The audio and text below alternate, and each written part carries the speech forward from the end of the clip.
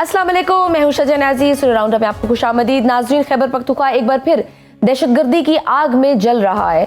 वादी तीरा, कुरम और बाजोड़ में सूबाई हुकूमत की रेट, अवाम की कुर्बानियां और अमन की तलाश, ये सब आज वजीर आजम हाउस में होने वाली एक अहम मुलाकात का मरकजी मौजू बने। वजीर आजम शहबाज शरीफ और वजीर आला खैबर पख्तूनख्वा सोहेल अफरीदी की मुलाकात में बज़ाहिर सियासत को एक तरफ रखकर खालिसन दहशतगर्दी, अमन, जिरगा, कबायली अजला और NFC मामलात पर बात हुई। खुद वज़ीर आला के मुताबिक इस मुलाकात में ना बानी PTI इमरान खान का जिक्र हुआ, ना किसी सियासी मामले पर गुफ्तगू। वज़ीर आज़म हाउस में वज़ीर आला खैबर पख्तूनख्वा सोहेल अफरीदी को आज एक गैर मामूली सियासी मौका हासिल था। सामने वज़ीर आज़म थे। साथ वफाकी ताकत के बड़े नाम और पस मंजर में तहरीक इंसाफ का सबसे हसास दौर। मगर हैरान कुन तौर पर इस मुलाकात में ना बानी PTI इमरान खान का जिक्र हुआ और ना उनकी बहनों से मुलाकात का मामला, ना हालिया गिरफ्तारियों और ना ही अदालती दबाव पर कोई बात सामने आई। सवाल यह कि क्या वाकई ये मुलाकात इस बात का इशारा है कि वफाक और खैबर पख्तूनख्वा दहशतगर्दी के मामले पर एक पेज पर आ चुके हैं या उसके चांसेस हैं? क्या अब तीरा या खैबर या दीगर हसास इलाकों में दहशतगर्दों के खिलाफ फैसला कुन कार्रवाई पर कोई सियासी बयानिया हायल नहीं होगा? वज़ीर आला की जानिब से कबायली अज़ला में फंड्स का मामला उठाना और वज़ीर आज़म की जानिब से 26 अरब रुपए जारी करने की हदायत, क्या ये महज माली रिलीफ है या एक बड़े सिक्योरिटी इत्तफाक़ राय की बुनियाद? आज का असल सवाल यह है कि क्या खैबर पख्तूनख्वा हुकूमत और तहरीक इंसाफ इस पोजीशन में आ चुकी है कि वो दहशतगर्दी के खिलाफ किसी भी ऑपरेशन या रियासती इक़दाम को गैर मशरूत हमायत करे? इन मौज़ूआत पर बात करने के लिए हमारे साथ मौजूद है पाकिस्तान तहरीक इंसाफ के रहनुमा नईम हैदर पंचोता साहब। आपको वेलकम करती हूँ स्नो राउंडअप में। नईम साहब, क्या वज़ीर आज़म और वज़ीर आला की मुलाकात को आप वाकई दहशतगर्दी पर वफाक और सूबे का मुश्तरका इत्तफाक़ राय समझते हैं? क्योंकि अगर सियासत ज़ेर बहस नहीं आई तो क्या PTI अब दहशतगर्दी के मामले पर गैर मशरूत रियासती पॉलिसी के साथ खड़ी है? बहुत शुक्रिया, बड़ी नवाजिश जी, आपने मौका दिया जी। देखें, बिल्कुल आज वज़ीर आला की जो मुलाकात थी वो बतौर सियासी वर्कर नहीं थी, बतौर वज़ीर आला आवाम के मसाइल के लिए, सूबे के मसाइल के लिए, वहाँ जो बकाया जात हैं उसके लिए, जो दहशतगर्दी है खैबर पख्तूनख्वा के अंदर, वहाँ अमन के लिए जो पॉलिसी बनानी है उसके लिए वो तमाम तर बातें जो हैं, वो गुफ्तगू जो है, वो मसाइल उनके सामने रखे हैं और उसी पे गुफ्तगू हुई है। अब देखें, जहाँ तक आपने बात की है कि जो वफाक की पॉलिसी है ऑपरेशन वाली, उस पॉलिसी को हमारी सूबाई हुकूमत ने, पाकिस्तान तहरीक इंसाफ ने मुस्तरद किया है और हमारा मौक़िफ़ यह है कि तमाम जमातों के नुमाइंदों को ऑन बोर्ड लिया जाए, तमाम उमायदीन को वफाक बैठे, वहाँ जो अफगानिस्तान की गवर्नमेंट है, वहाँ के ऑफिशियल्स हैं, वो बैठें और बैठ के एक लायामल बनाया जाए। बंद कमरों के अंदर 2-4 लोग फैसला ना करें। इन फैसलों से मुल्क का पहले भी नुकसान हुआ है, तो हमारा मौक़िफ़ तो यही है जी। तो यानी कि आज की मुलाकात में फिर अगर सोहेल अफरीदी साहब ने ये मौक़िफ़ रखा है तो फिर क्या उधर से कोई रिस्पॉन्स आया, कोई कंसेंसस डेवलप हुआ? क्योंकि आप लोग तो कहते हैं कि वहाँ पे ऑपरेशन नहीं होना चाहिए, मुज़ाकरात होने चाहिए। जी, जहाँ तक फंड्स की बात है, बकायाजात की बात है, तो उन्होंने कहा जी बिल्कुल जी, मैं जो यहाँ पर बैठे हुए हैं minister of planning and development, उनको मैं कह रहा हूँ, और जो वजीर खजाना है आपके, वो जाकर मुलाकात कर लें और आपके बकायाजात जो कि उन्होंने माने कि हम वो देंगे। दूसरी ये चीज़ है कि वहाँ जो मसला है, जो मामला है, वो हमने अपनी तरफ से मौक़िफ़ पेश किया है। अब देखें, आपको भी पता है कि कितना कोई इख्तियार है इस वफाकी हुकूमत के पास, लेकिन हमारा ये फ़र्ज़ बनता था कि बतौर चीफ एग्जीक्यूटिव वहाँ के अवामी नुमाइंदे के, हमारा हक बनता था कि वहाँ अपनी बात इनपुट करना। लेकिन अब देखें वो आगे क्या करते हैं, ये तो उन पे डिपेंड करता है कि किस हद तक वो समझते हैं मामलात को और करते हैं जी। क्योंकि बाजी में भी आप लोगों के दहशतगर्दी के खिलाफ बाज़ ऑपरेशंस पर तहफ़्फ़ुज़ात थे। आज की मुलाकात के बाद आपको लगता है कि वो तहफ़्फ़ुज़ात ख़त्म हो चुके हैं या पार्टी अब भी TTP और खवारिज से किसी सियासी हल की हामी है? नहीं, देखिए, बात यह है कि हम तो नहीं कह रहे कि तालिबान के साथ मुज़ाकरात करें।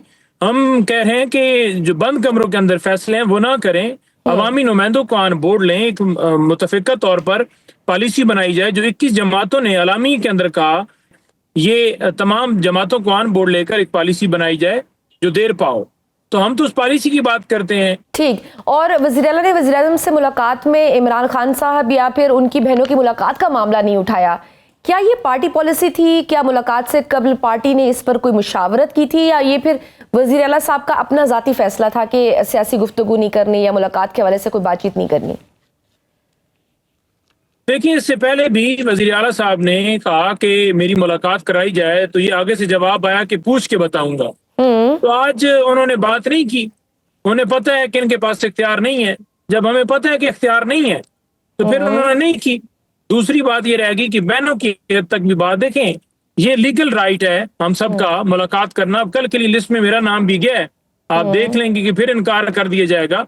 तो हम कोई भीख नहीं मांग रहे या कोई ऐसी चीज गैर कानूनी नहीं मांग रहे, बल्कि ये राइट है। इमरान खान जेल के अंदर हैं, वो सियासी मुकदमात की वजह से हैं। नवाज शरीफ जेल के अंदर थे।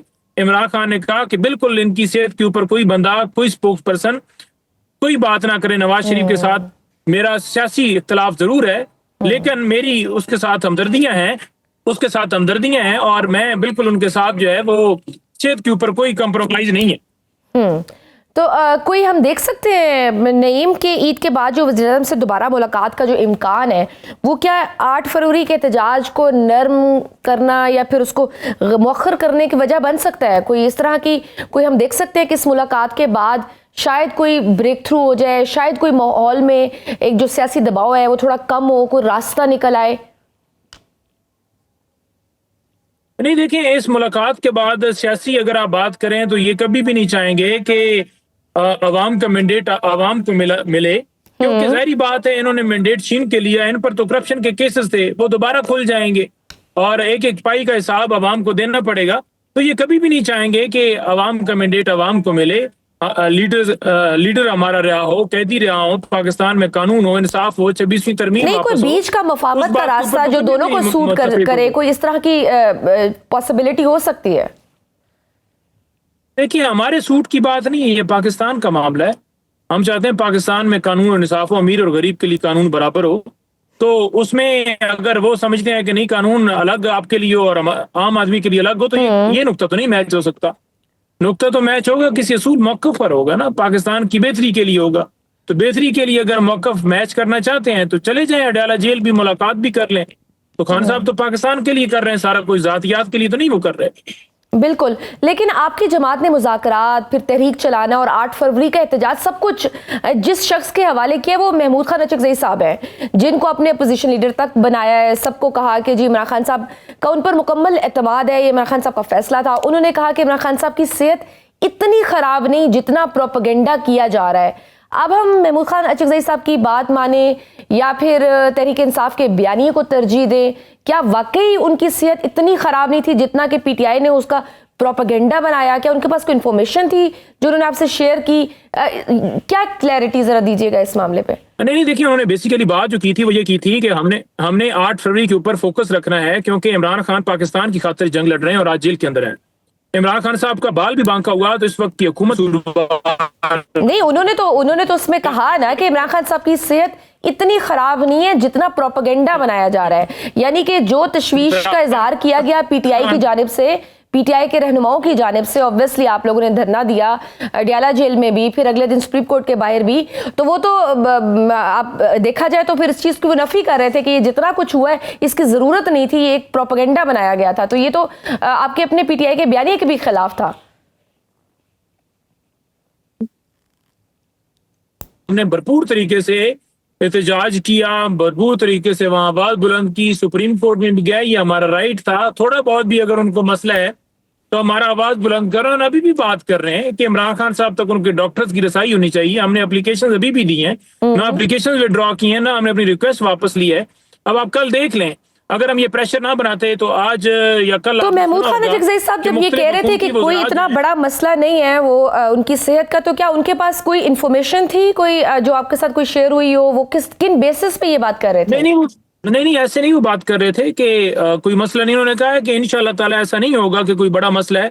और जहां तक सुनने में भी आया तो इन्होंने कहा जी कि 20 मिनट का उनका ट्रीटमेंट था और वो वापस चले गए। वो तो अलामी के अंदर भी आपने देख लिया होगा।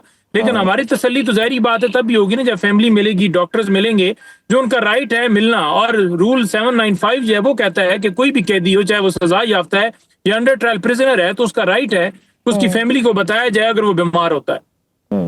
नहीं, गुज़श्ता दिनों शेख वकास अकरम साहब की भी एक ऑडियो सामने आई, उन्होंने इसकी तस्दीक भी कर दी, जिसमें वो सुहेल आफरीदी पर तनकीद कर रहे थे कि जी पार्टी से मशावरत किए बगैर वज़ीर आला कॉल दे देते हैं, क्या ये कोई मजाक है। और साथ उन्होंने तंज भी किया कि अगर पंजाब के पार्लियामेंटेरियन पर एतराज़ है तो सुहेल आफरीदी साहब अपने नवे MPs को क्यों साथ अडियाला नहीं लाते।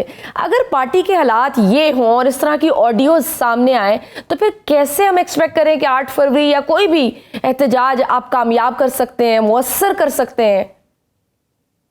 नहीं देखिए, बिल्कुल जी, ये तो एक ऐसा मामला था जिसमें हादसाती तौर पर ही वहां पर बैठना पड़ गया, सारी सूरत हाल अचानक धरना देना पड़ गया, जिसमें ऐसी सूरत हाल, क्योंकि स्ट्रेटजी एक गुफ्तगू हुई हमारी आपस के अंदर, जिसे बाहर किसी एक जो दुश्मन है पाकिस्तान तहरीक इंसाफ का, उसने लीक कर दी। ये तो हमारी इंटरनल गुफ्तगू है, बाकी इंशाल्लाह ताला पाकिस्तान तहरीक इंसाफ मुनज़्ज़म है, कोई ये नहीं है कि किसी वो तो आपकी अपनी पार्टी का ग्रुप था ना, तो इसका मतलब है पार्टी के अंदर से ही खबर लीक हुई है ना।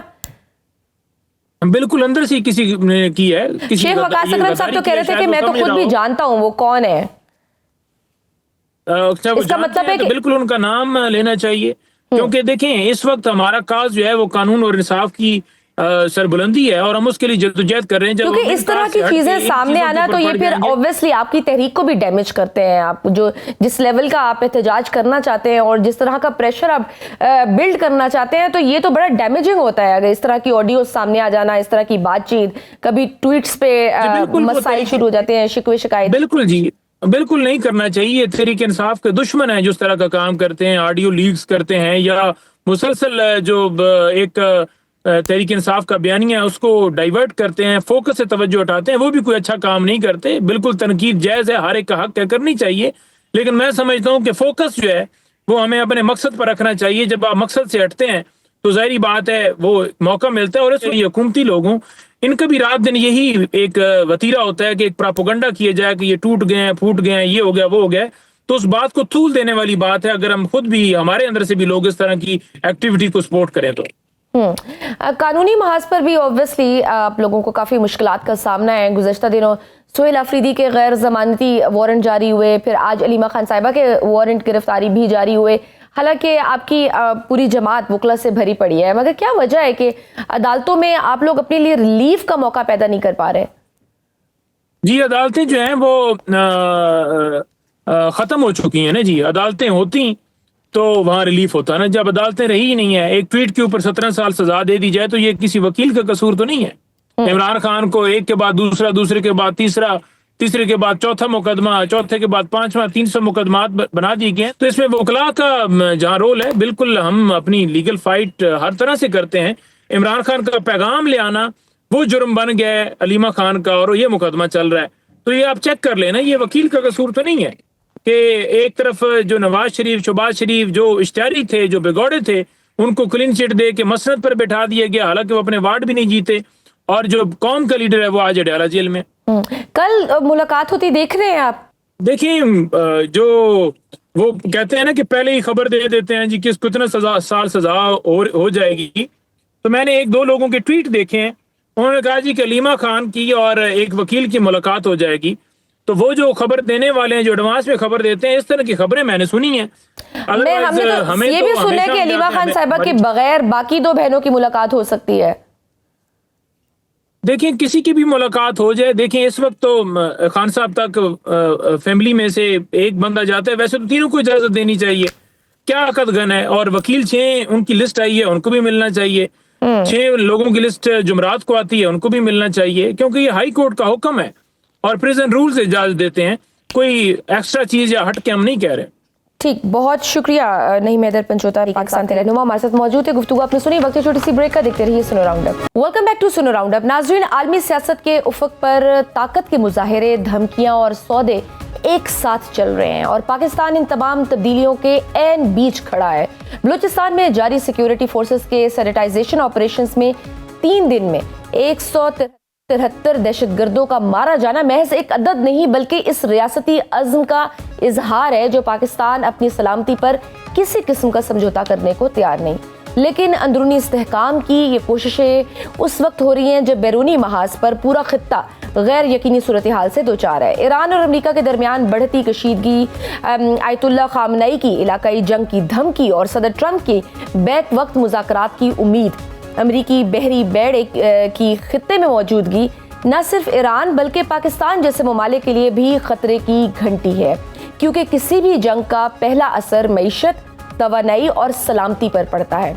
अफगानिस्तान में तालिबान हुकूमत का नया फौजदारी कानून एक और तशवीशनाक पहलू है, जिसे आलमी माहिरीन तशद्दुद और रियासती कंट्रोल का नया जरिया करार दे रहे हैं।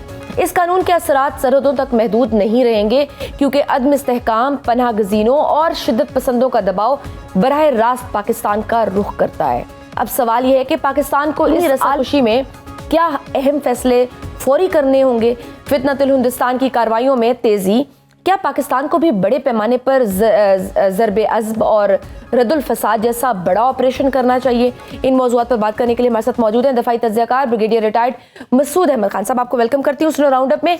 ब्रिगेडियर साहब, बलूचिस्तान में हालिया सैनिटाइजेशन ऑपरेशंस में 3 दिन के दौरान 173 दहशतगर्दों की हलाकत को आप किस जाविये से देखते हैं?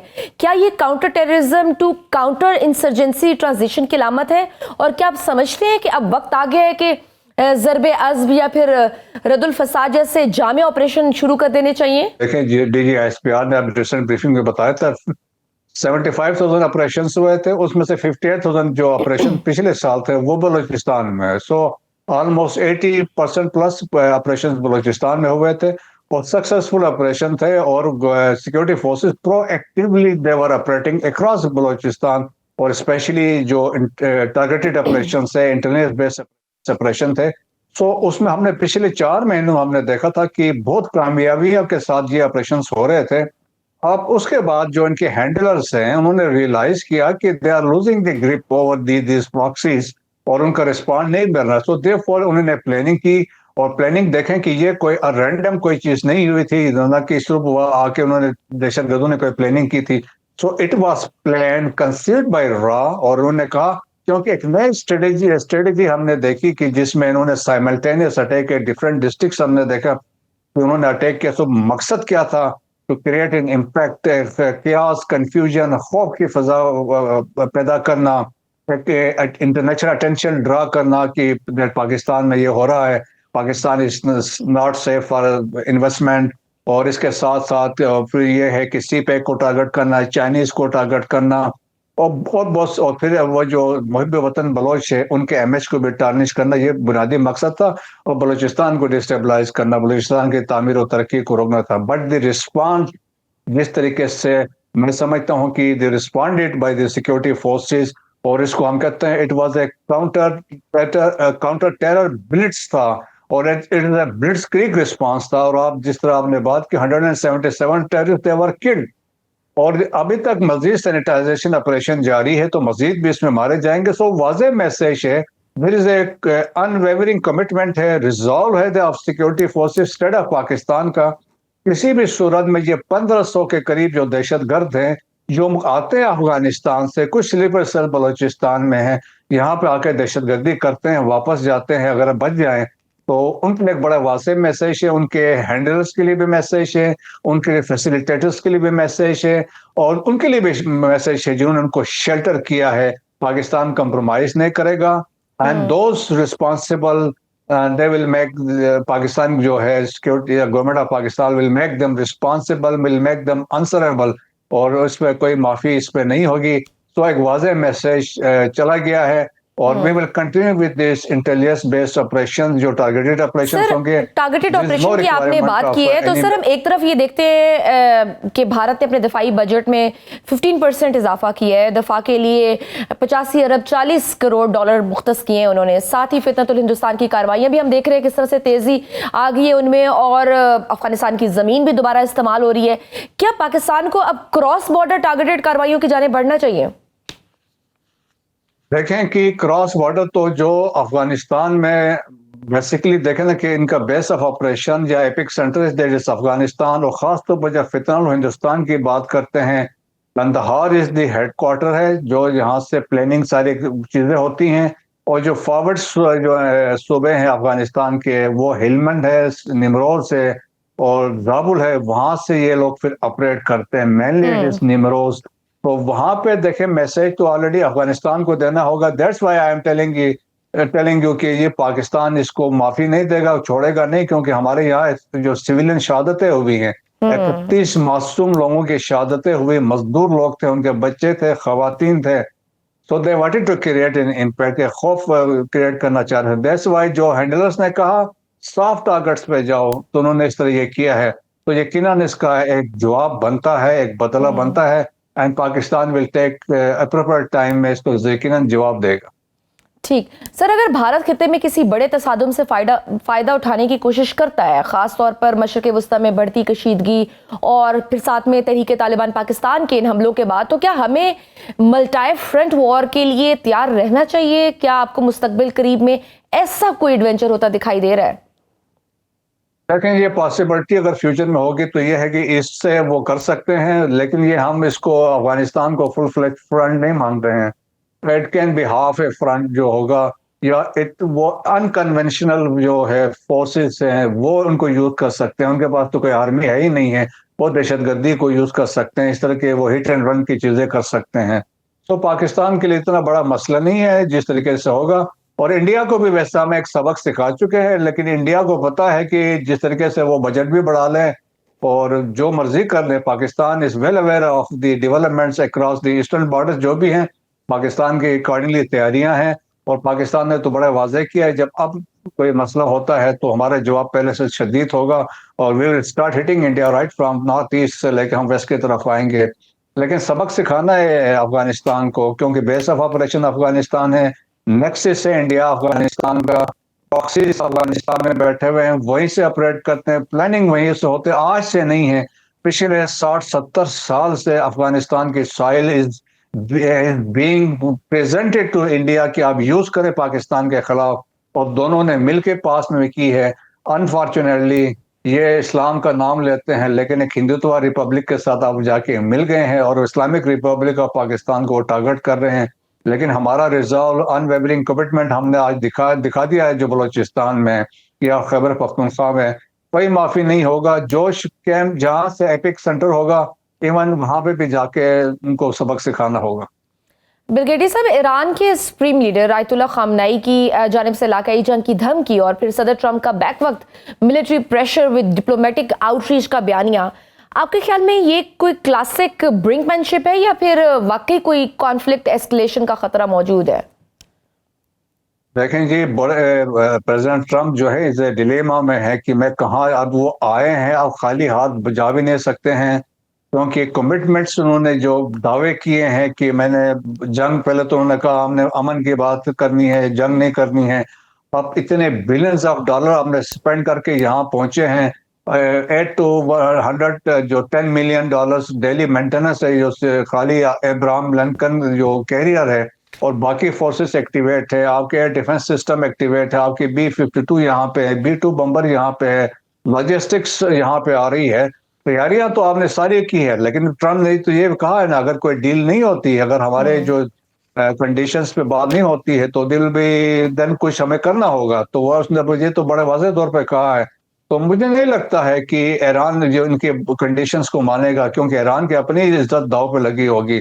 वो कैसे कहेगा कि मैं न्यूक्लियर भी छोड़ दूं, मैं मिसाइल्स को भी छोड़ दूं, मैं और मैं इससे विड्रॉ कर जाऊं। सो बड़ा मुश्किल है, बट स्टिल पाकिस्तान है, कतर है, बाकी कंट्रीज से दे आर ट्राइंग कि किसी चीज पे पैच अप हो जाए। तो मेरे ख्याल में what ever is this case कि इसके इम्प्लीकेशन खिते के लिए बड़े सीरियस होंगे। और सर, अगर गॉड फॉरबिड ईरान और अमेरिका के दरमियान कोई महदूद या वसी अस्करी तसादम होता भी है, तो आपके ख्याल में मशरक़ वस्ता में ख़ुसूसन खलीजी सलामती पर इसके क्या फौरी असरात मुरतब होंगे और पाकिस्तान किस हद तक मुतासर हो सकता है? देखिए, पहले पाकिस्तान की बात करते हैं। पाकिस्तान के लिए इसलिए इम्पोर्टेंट है, पाकिस्तान का 909 किलोमीटर का बॉर्डर है। बलोचिस्तान में जो वाकयात आपने रिसेंट डेवलपमेंट देखी है, तो टाइमिंग्स आप देखें कि वो लिंक कर रहे हैं with the recent developments, that is one thing. Second, जो ईरानियन सिस्तान बलोचिस्तान है, वहां पे भी ये दहशतगर्दों की वहां प्रेजेंस है। एक तो ये BLF और भी, ये आप समझ लें ब्रास के वहां भी प्रेजेंस है। फिर एक और दहशतगर्द ग्रुप है जैश-ए-अदल, वहां पे है। तो फ्यूचर में ये भी पॉसिबिलिटी है कि ये लोग के चांसेस है कि ये ब्रास वाले जैश-ए-अदल के साथ एक अलायंस कर लें, और इसके बाद वो न सिर्फ पाकिस्तान को थ्रेट करे बल्कि वो ईरान को भी थ्रेट कर सकते हैं। तो फिर इसके बाद अगर खुदा न खास्ता कोई वहाँ पे हालात ख़राब होते हैं ईरान में, तो आप देखें ट्रेड का मसला है, जो बॉर्डर ट्रेड है वो भी आपकी बंद हो जाएगी, और आपके रेफ्यूजीज का मसला है वो भी हो सकता है। फिर उसके बाद जो वायलेंस है, जो जैसे मैंने बात की एक अलायंस के बाद जो सिचुएशन बनती है, तो वो भी खतरा बन सकता है कि एक डिस्टेबलाइजिंग के लिए बहुत सारी ताकतें भी इसमें इन्वॉल्व हैं कि तो इनको भी यूज कर सकते हैं। इसराइल भी इनको यूज कर सकता है, इंडिया भी इनको देखे, इंडिया की भी यही कोशिश है, इसराइल की भी यही कोशिश है, और रिसेंट पास में हमने इजरायली इंटरेस्ट देखा है बलूचिस्तान के ऊपर। सो ये पॉसिबिलिटीज है। So therefore Pakistan has to be very careful. हमने अपने बॉर्डर मॉनिटरिंग को बड़ा सख्त करना होगा, और यहाँ पे अपने लिए री इन्फोर्स करके हमने अपनी वो तैयारी करनी होगी। बॉर्डर्स पे 909 किलोमीटर का बॉर्डर है। खलीज में ये डिपेंड करता है, अगर ये ईरान रिस्पॉन्ड करता है, से फॉर एग्जांपल स्ट्राइक्स होती हैं, जबकि अगर किसी वो कहता हमने यूएस इंटरेस्ट पे जाना, तो यूएस इंटरेस्ट तो खलीजी मुल्कों में है। अगर वो सऊदी अरब में स्ट्राइक करता है या यमन में, कतर में करता है, कुवैत में करता है, तो उससे बड़ा मसाइल होंगे, उससे ये होंगे, वो ममालिक इसमें ड्रा हो सकते हैं। अव्वल तो इम्कान नहीं है कि हो सकता है कि अगर कुछ ऐसा मसला होता है तो ईरानी स्ट्राइक वो करेंगे, कोई इस पे यूएसएस इब्राहिम लिंकन के तरफ जाएंगे या बाकी जो शिप्स हैं उनके उस तरफ जाएंगे।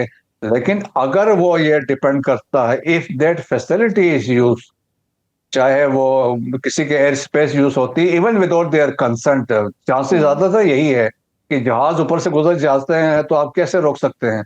तो ये पॉसिबिलिटी है, that will draw that regional countries into the conflict, एक वाइडर कॉन्फ्लिक्ट के फिर चांसेस हो जाएंगे। लेकिन मुझे लगता है कि अमेरिकन जो है they will use the facilities of Syria, Iraq वाली फैसिलिटीज है या साइप्रस वाली फैसिलिटीज है, और या फिर जो उनका जो शिप आया है, कैरियर ग्रुप है, वहां से फैसिलिटीज को यूज करेंगे। राइट सर, टर्की का किरदार भी इस पूरे मंजरनामे में खासा दिलचस्प है। नेटो के मेंबर होने के बावजूद अंकारा में खित्ते में आज़ादाना पॉलिसी को आप किस नज़र से देखते हैं, और क्या टर्की ईरान और अमेरिका कशीदगी में बैलेंसिंग पावर बन सकता है? जी हाँ, ऑलरेडी देखे तो जिस तरह तुर्किया का एक बड़ा कलीदी किरदार है। अभी recently Abbas Araghchi was in Ankara गए हुए थे, वहाँ पे उनकी मुलाकात हुई प्रेसिडेंट एर्दोगान से, और इसी तरह उनके फॉरेन मिनिस्टर से बात हुई। उन्होंने ऑफर किया है, बल्कि वो मीडिएट करवा रहे हैं। लेकिन मोस्ट इंपॉर्टेंट रोल मेरे ख्याल में पाकिस्तान और कतर इस वक्त अदा कर रहे हैं बिहाइंड द सीन्स, जो डी एस्केलेशन की तरफ कोशिश कर रहे हैं कि हालात और वाकयात उस तरफ जाएं। सो कलीदी किरदार जो है तुर्किया का भी है, पाकिस्तान का है, and sir what about Russia, और इसके बाद व्हाट अबाउट रशिया, क्योंकि यूक्रेन जंग के 22 पहले ही हम देख रहे हैं कि वो मगरिब से टकराव में है। तो इस सारी कशीदगी में रशिया ईरान के किस हद तक करीब हो सकता है? क्या मास्को इस सूरत हाल को लेवरेज अगेंस्ट द वेस्ट के तौर पर इस्तेमाल करेगा? देखें, वो ऑलरेडी वो क्लोज हो चुके हैं, इनका ऑलमोस्ट अलायंस तो है, चाइना के साथ है, रशिया के साथ है, but they will never come physically to support Iran, वो क्लियर है। लेकिन लॉजिस्टिकली वो उनको सपोर्ट कर रहे हैं, ऑलरेडी कर रहे हैं, और मजीद उसको करते रहेंगे। उनकी बड़ी ख्वाहिश होगी ईरान रशिया की कि कोई उनका B-52 गिर जाए, कोई B-2 जहाज गिर जाए, कोई डैमेज हो जाए, वो अपना कोई बदला उतारे अमेरिका से, जो कुछ उनके साथ यूक्रेन वाले उस साथ वो हुआ है या पास में है। तो वो एक जो राइवलरी आपस में है, तो देयरफॉर वो सपोर्ट उनकी आएगी। आप देखें ना, जो स्टारलिंक को कंटेन या उसको किसने किया था, it was because of Russia. Iran के पास तो अपनी कोई टेक्नोलॉजी नहीं थी। सिमिलरली चाइनीज भी इसी तरीके से इनको सपोर्ट करते रहेंगे, फिजिकली वो भी सामने नहीं आएंगे।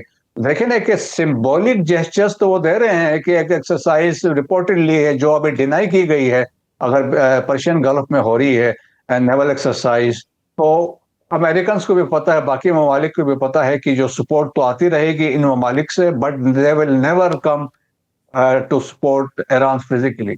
राइट। और सर लास्ट क्वेश्चन, पाकिस्तान का जिस तरह लीबिया और सऊदीया से दिफाई मुआहिदा और अस्करी डील्स हो रही हैं, खित्ते की सूरत हाल के पेश नज़र अगर हम टर्की और चीन से दिफाई साजो सामान, जंगी जहाज, ड्रोन्स या फिर दीगर कोई भी टेक्नोलॉजी के मुआहिदे करें, तो कौन कौन सी ऐसी टेक्नोलॉजी है जो हम चीन और टर्की से ले सकते हैं? देखिए, चीन के साथ तो हमारा उसमें हम हर किस्म के टेक्नोलॉजी है हमारे, वी आर, आप समझ लें कि हमारी बहुत ज़बरदस्त अंडरस्टैंडिंग है, और चाइना के साथ तो this is no issue. Technology हर लिहाज से, और पाकिस्तान ने उनसे बल्कि जिस तरह अभी रिसेंट हुआ कॉन्फ्लिक्ट में मल्टी डोमेन ऑपरेशन के जो कंसेप्ट को जिस तरह हमने ऑपरेट किया है, चाइनीज खुद इससे हैरान और परेशान है, हमने कैसे क्यों कर ये मुमकिन किया, जब जेट एंड सीज को यूज करके हमने राफेल गिराए। सो हमारे जो पायलट्स हैं, हमारे टेक्नीशियंस हैं, वो बहुत जबरदस्त है, वो उनकी कैपेबिलिटी है। फिर एक तो दैट इज वन थिंग। और रहा तुर्किया से देखे ड्रोन्स है, उनके बैरक्टर ड्रोन्स है, टॉप क्लास है। इस वक्त दुनिया में ड्रोन टेक्नोलॉजी में जो लीडिंग कंट्री है और स्पेशली वो तुर्किया है, तो वो हमें मिल रहे हैं। ऑलरेडी हमने कुछ उनसे लिए भी है, तो मजीद इसमें बेहतरी भी हो सकती है। फिर एक वो हमारे लिए देखें, वो शिप्स बना रहे हैं, मेल्जियम शिप्स जो हैं, जो अभी कुछ पाकिस्तान में बनने थे, कुछ वहाँ तुर्किया में बन रहे हैं, तो वो उसमें वो हमें सपोर्ट कर रहे हैं। और इसके अलावा जो एक जहाज का कंसेप्ट है, कान जिसका नाम है जहाज, फ्यूचर में it will be 5th generation warfare, उस पर भी ऑलरेडी सुना है, कोई अंडरस्टैंडिंग हो चुकी है। तो तुर्किया हम देखें तो इंडस्ट्रियल डिफेंस में फार अहेड है, एक उस पॉइंट ऑफ व्यू से उनके पास कैपेबिलिटी है। तो लेकिन जब हम पाकिस्तान को देखते हैं, पाकिस्तान एक कन्वेंशनल मिलिट्री माइट है, एक न्यूक्लियर पावर है, और अपने भी हमारे जो रिसोर्सेस है, डिफेंस प्रोडक्शन है। और फिर जब सऊदीज की हम बात करते हैं तो फाइनेंशियल मसल है, आपको वो उस हिसाब से सपोर्ट कर सकते हैं। तो अगर फ्यूचर में ये तुर्किया भी इसमें शामिल होता है तो एक बहुत आप समझ लें बड़ा स्ट्रांग मैसेज न सिर्फ खित्ते में जाएगा बल्कि दुनिया भर में जाएगा। बिल्कुल सही, बहुत शुक्रिया दफाई तज्ज़ियाकार ब्रिगेडियर रिटायर्ड मसूद अहमद साहब हमारे साथ मौजूद थे। गुफ्तगू आपने सुनी, लेते एक छोटी सी ब्रेक, देखते रहिए Suno round up. Welcome back to Suno round up. नाज़रीन, कभी कभी खेल का मैदान सिर्फ बैट और बॉल तक महदूद नहीं रहता, बल्कि वो आलमी सियासत, माशी मफादात और ताकत के तवाज़ुन का अक्स बन जाता है। आज पाकिस्तान का ICC T20 वर्ल्ड कप में भारत के खिलाफ मैच ना खेलने का फैसला भी इसी बड़ी तस्वीर का हिस्सा है।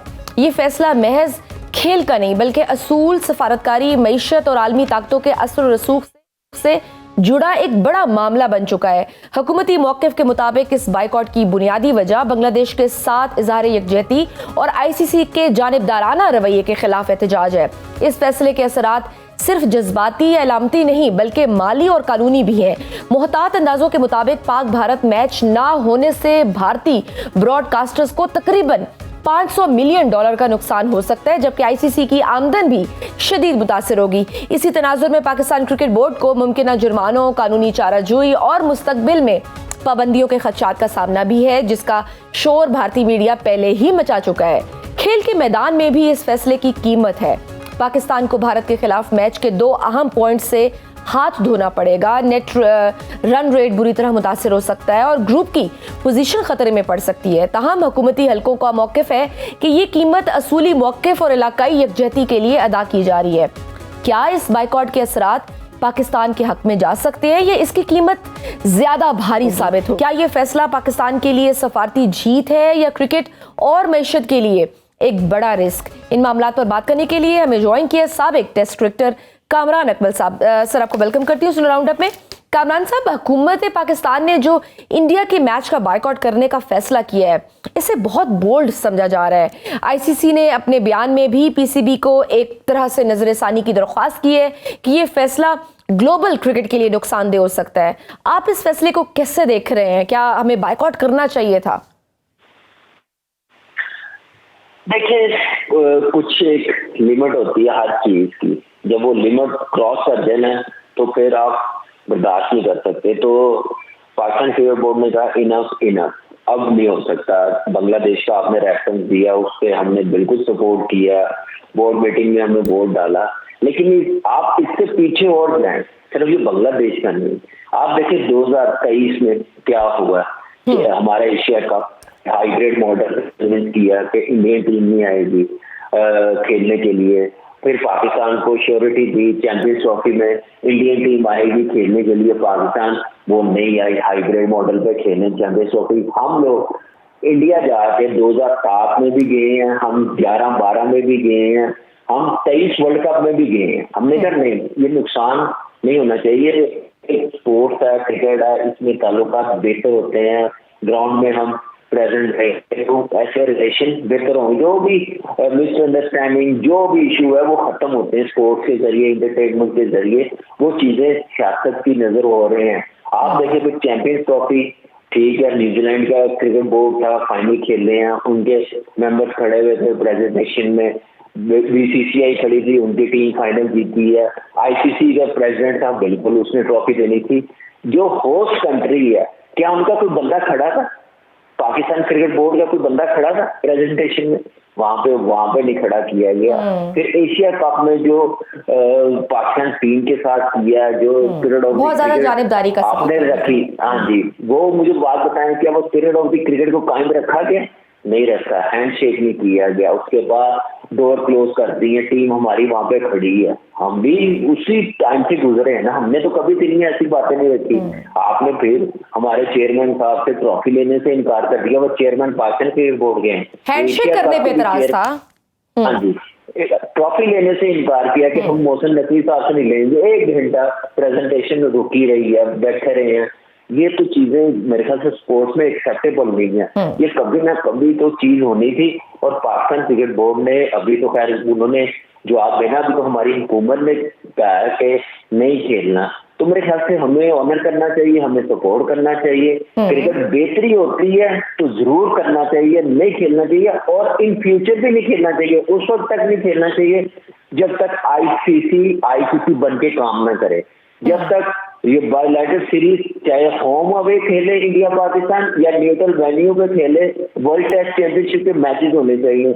ये जब तक रिकॉर्ड में साइन करे नहीं होगी उतनी देर अब मेरे ख्याल से पाकिस्तान क्रिकेट बोर्ड को पीछे नहीं हटना चाहिए, अपनी गवर्नमेंट का साथ देना चाहिए, पूरा पाकिस्तान उनको बैक करेगा, और हमें उस वक्त तक खेलना नहीं चाहिए। अब हर लेवल पे मेरे ख्याल से नहीं खेलना चाहिए। कितनी की बदमाशी, ठीक है, आपका बड़ा मुल्क है, बड़ा पैसा है, आपकी टीम काफी ऑब्वियसली काफी नो डाउट के सपोर्ट करनी चाहिए, लेकिन काफी बोल्ड डिसीजन है। आईसीसी ने तो पीसीबी से तहरीरी जवाब मांगा है कि ऑफिशियली उनको आगाह किया जाए, और एक जगह थोड़ा डराने की भी कोशिश की है कि पाकिस्तान की क्रिकेट पर इसके असरात मुरतब हो सकते हैं। तो क्या पाकिस्तान को किसी बड़ी पाबंदी या जुर्माने का खदशा हो सकता है? देखिए, ये तो लीगल टीम ही पाकिस्तान क्रिकेट बोर्ड ही बताएगा, लेकिन पाकिस्तान क्रिकेट बोर्ड या हमारी हुकूमत ऐसी नहीं है कि आंखों पर पट्टी बांध के और फौरन जवाब दे दिया। कोई टाइम लिया होगा, लीगल टीम ने बताया होगा क्या सैंक्शन लग सकती है पाकिस्तान क्रिकेट पे या नहीं लग सकती, क्या हमारा केस स्ट्रॉन्ग है, वो सारी सामने रखे ये बात की होगी। तो मेरे ख्याल से वो ऐसा नहीं होगा, लेकिन आप देखें कि क्या होता है यहाँ पे। अगर पाकिस्तान इंडिया का मैच ना हुआ तो आपको पता है कि इंडियन क्रिकेट बोर्ड तो खैर उनको फर्क तो पड़ेगा, ब्रॉडकास्टर आईसीसी जो चलती है पाकिस्तान इंडिया का मैच करवा के चलती है, क्या वो क्या नाम है स्टेन कर सकेगी? नहीं कर सकेगी। तो इसलिए इसका हल निकालना पड़ेगा। वो उसी सूरत है, टेबल पे बिठाएं दोनों बोर्ड को और आईसीसी अपना काम करे। ये शाह साहब बीसीसीआई के प्रेसिडेंट नहीं है, आईसीसी के हैं, उनको लेके चलना पड़ेगा। वो आईसीसी को भी बीसीसीआई की तरह चलाना चाह रहे हैं, ऐसा नहीं हो सकता। कल को पाकिस्तान खड़ा हुआ था, बांग्लादेश आप देखे नहीं खेल रहा, कल को कोई तीसरी टीम आ गई तो क्या इज्जत रहेगी? अपनी टीम की क्रिकेट की क्या इज्जत रहेगी, क्या वैल्यू रहेगी क्रिकेट की वर्ल्ड क्रिकेट में? तो बाकी मेंबर्स भी इस नतीजे तक आ जाए तो आईसीसी को होश के नाखून लेने चाहिए, और जो इंडियन गवर्नमेंट है उनको होश के नाखून लेने चाहिए। बड़े दिल का मुजाहरा करें, सियासत ना करें, सियासत पब्लिक में जाके करें। आप देख रहे हैं कामरान भाई के इस फैसले के बाद किस तरह भारत में एक प्रोपेगेंडा शुरू हो चुका है, और उनका पूरा मीडिया एक बयानिया बना रहा है कि जी पाकिस्तान को भी बांग्लादेश की तरह मुकम्मल तौर पर बाहर किया जाए। ये पॉसिबल हो सकता है? देखिए, मुझे नहीं लगता। ये तो मैंने कहा ना कि इस चीज का मुझे बिल्कुल आइडिया नहीं है क्या सैंक्शन लग सकती है, रूल्स के हैं आईसीसी के, पाकिस्तान क्रिकेट बोर्ड की लीगल टीम में चेयरमैन साहब आपको पता है कोई ऐसे तो बने नहीं हुए, चीफ मिनिस्टर वो रहे हैं पंजाब के, उनको सारा आइडिया, वजीर दाखिला उनको A to Z पता होगा कि इसके नताइज क्या हो सकते हैं। वो नताइज सामने देखते हुए डिसीजन दिया होगा पाकिस्तान क्रिकेट बोर्ड ने, हमारी गवर्नमेंट ने, तो ये तो वक्त ही बताएगा। लेकिन फिलहाल क्रिकेट की साफ के लिए ये लेना मैं समझता हूँ बड़ा अच्छा, क्योंकि इसमें कमरा में एक और चीज भी है ना, बांग्लादेश का रीजन नहीं है। असल सवाल तो ये भी है ना कि अभी तो पाकिस्तान की जानिब से 15 तारीख के पाक भारत मैच का बायकॉट किया गया है, मगर सेमीफाइनल या फाइनल में अगर यही दोनों टीमें मद्दे मुकाबिल आ जाए तो फिर पाकिस्तान क्या फैसला कर सकता है और आपके नजदीक क्या फैसला करना चाहिए on the basis of this principle stand? अब फैसला तो पाकिस्तान की हुकूमत ने तो कर दिया, पाकिस्तान क्रिकेट बोर्ड ने अनाउंस करना है और मेरे ख्याल से अगर आप पहला मैच नहीं खेल रहे तो आगे भी नहीं खेल सकते, बड़ा मुश्किल हो सकता है। तो ये तो कभी भी नहीं हो सकता। मेरे ख्याल से पाकिस्तान क्रिकेट बोर्ड अब इससे पीछे रहना, अपनी गवर्नमेंट का साथ दे, वो देखे। अब उनकी लीगल टीम अगर ऐसे सैंक्शन से बचा सकती है, अगर रूल जैसे हैं तो जरूर आगे एंड तक जाए, अब बीच में ना छोड़े, बैट फायर ना हो, ऐसा डिसीजन लेना चाहिए। तो ऐसा तो सीरीज आगे क्रिकेट बेहतर होगी। लेकिन मैं बार बार कहता हूँ इसका फायदा नहीं है, नुकसान है, फैंस का नुकसान है, ब्रॉडकास्ट से आप देखे क्रिकेट दिखाते हैं उनका नुकसान है। बिल्कुल, अभी दिस इज वेरी इंपॉर्टेंट कि अगर वर्ल्ड कप ही नहीं होता पाक भारत का तो दुनिया भर के क्रिकेट शायकीन, खुसूसन पाक भारत के क्रिकेट शायकीन पर तो इस वर्ल्ड कप की अहमियत बिल्कुल सिफर हो जाएगी। बिल्कुल ऐसे है, सिफर है। अभी देखें, अभी कल सीएन आया तो आज क्या हालात हो गए हैं। इंडियन मीडिया जो नेगेटिव लोग, चाहे हमारी तरफ से हो चाहे उनकी तरफ से, जो चाहते ही नहीं है कि मैच हो ही ना, कोई कंट्रोवर्सी बनता रहे इंडिया पाकिस्तान का मैच, इवेंट आईसीसी का, तो उसको बचाने के लिए तो मेरे ख्याल से ऐसे काम होते रहेंगे। लेकिन मेरे ख्याल से जो भी चीजें हैं आईसीसी को अब बिठाना पड़ेगा। सियासत क्रिकेट में नहीं होनी चाहिए, जहां से शुरू हुई है उन्हीं को ही अब जवाब मिला है और मेरे ख्याल से अब उनको समझ आ जानी चाहिए कि अब ये क्रिकेट वैसी नहीं रही। आप अपनी उंगलियों पे नहीं निकाल सकते मुल्कों को, क्रिकेट अपनी मर्जी से नहीं चला सकते। यहाँ पे सारे मुल्क प्राइड के लिए खेलते हैं, स्पिरिट ऑफ द क्रिकेट को कायम रखने के लिए खेलते हैं। और अगर पाकिस्तान इंडिया के साथ नहीं खेलता तो मुहतात एतजाज़ों के मुताबिक पाक भारत का ये मैच ना होने से भारतीय ब्रॉडकास्टर्स को तकरीबन $500 मिलियन का नुकसान हो सकता है। क्या मुमकिन है कि इस नुकसान से बचने के लिए आईसीसी पाकिस्तान की शराइत को मानते हुए दोबारा बांग्लादेश को शामिल कर ले? जी, मैंने कहा अब बांग्लादेश को दोबारा लाने के लिए फिर मजीद इश्यूज बन जाएंगे। क्योंकि अब स्कॉटलैंड की टीम भी वहां पे पहुंच गई, अनाउंस हो गई हुई है। ये आईसीसी को पहले बीच का रास्ता निकालना चाहिए और पाकिस्तान क्रिकेट बोर्ड ने अपना राइट, में भी बोलूंगा, सिर्फ बांग्लादेश नहीं है इशू। पिछले 6-8 महीने से जो क्रिकेट के साथ हुआ है ना, वो भी एक वजह है। चैंपियंस ट्रॉफी, 23 एशिया कप आप देखें, ये सारी चीजें कौन लेके आया, किसकी वजह से हुई हैं? स्मूथली सारे हम लोग भी गए हैं, 3 बार कुछ हुआ, वो भी आए हैं, कुछ हुआ, कुछ नहीं हुआ। सिर्फ ये जो गवर्नमेंट आई है, इन्होंने मुझे लग रहा है कि इंडियन क्रिकेट की तबाही कर दी है, अपनी सियासत बीच में ला के, जय शाह जैसे बंदों को ला के प्रेसिडेंट बना के, जो बड़े कम टाइम पे ऐसे तरक्की कर जाए, तो मेरे ख्याल से फिर ऐसे ही हाल होगा ना, फिर ऐसे ही फिर दुनिया देखेगी ना। कामरान भाई, अगर आईसीसी अपने फाइनल इजलास में ये सपोज फैसला करता है कि पाकिस्तान को भी टूर्नामेंट से बाहर किया जाए, तो एक तो आलमी अदालत इंसाफ बराए क्रिकेट का फोरम है, उसके अलावा कहाँ कहाँ हम इस मामले को उठा सकते हैं?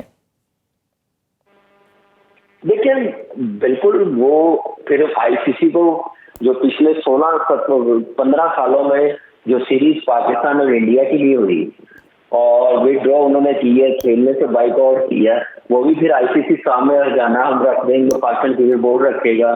साइन कॉन्ट्रैक्ट सेठी साहब के दौर में मुझे याद है कि उन्होंने कहा था कि इंडिया के साथ हमारी 1 से 2 सालों में 4 सीरीज होंगी, वो भी नहीं हुई।